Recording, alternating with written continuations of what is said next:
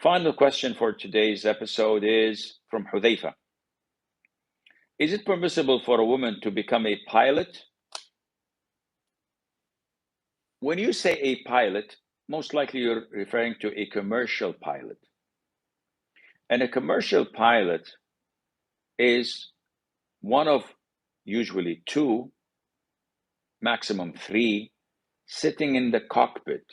So you have a pilot, a captain, and a co-pilot, the first officer. Some old aircrafts had flight engineer. Sometimes you have a second officer. Sometimes you have an IP, an instructor pilot, or a check airman to examine either one of you. But generally speaking, it's only the two of them. And by nature of the job, pilots travel.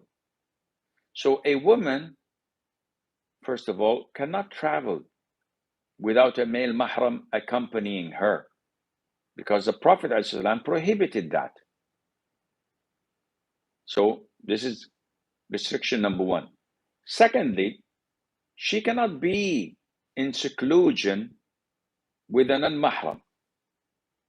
So she's the pilot and the co-pilot is a man. And they sit in the cockpit for 6 hours, taking off, landing, traveling, and sitting, navigating. And that is totally prohibited. The Prophet said, no man sits in seclusion with a woman except the third person with them in that cockpit or that area is Satan himself. So what do you think Satan is going to tell them? Why don't you guys memorize Surah Al-Mulk?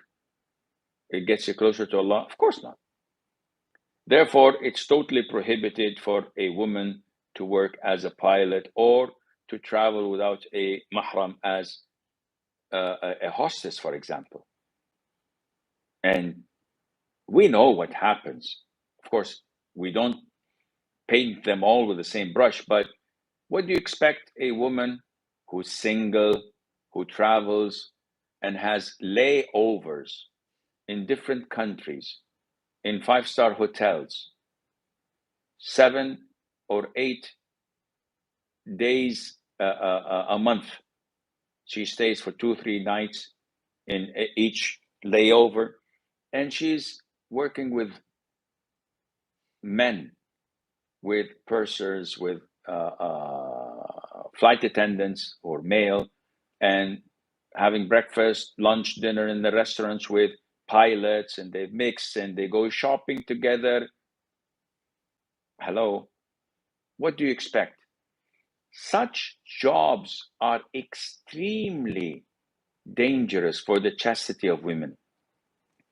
A lot of such women fall into zina. They're human. You put fuel next to fire, please God, please Ya Allah, don't let it ignite. It will burn. And this is what's happening worldwide, as everybody knows.